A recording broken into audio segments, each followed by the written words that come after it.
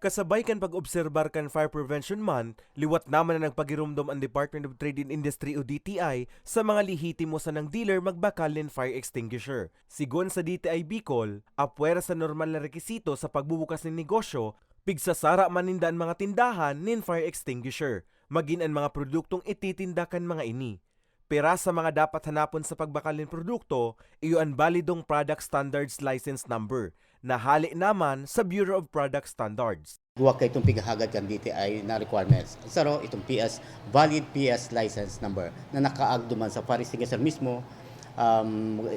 Yaon duman so PS license number, na kung saan ining PS license number ni unique ini para sa traceability kung sisay ang tinauwang kan DTI na ini. Kung ikaso mga nagkaigwa kay problema, matitrace me kung sisay po sa manufacturer kayan.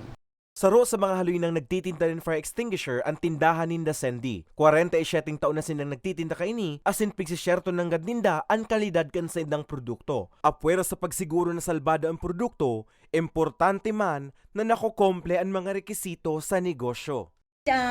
Maganda nga na ano yan ni DTI kasi sa amin naman protection din sa amin na kami meron kasing mga kailangan i-comply sa DTI through product standard, kaya yun din sa amin yung pag bumili ka sa may certifying na BPS, secure ka na talagang kalidad yung binibili mong produkto.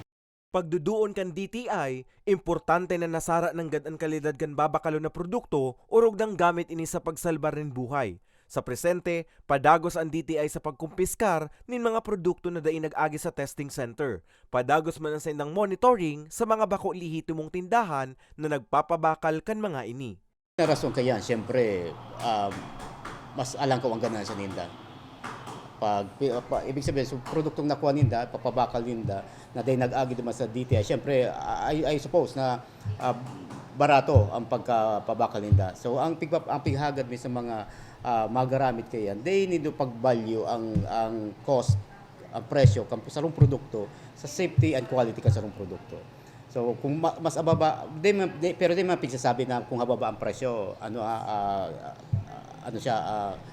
inferior sa quality. Liwat na pagirumdum kan DTI sa publiko, sa lihitimo sa ng dealer magbakal, ngani masyerto man ang kalidad kan produkto. Para sa mga baretang Tatak Bicol, Carmelo Balya.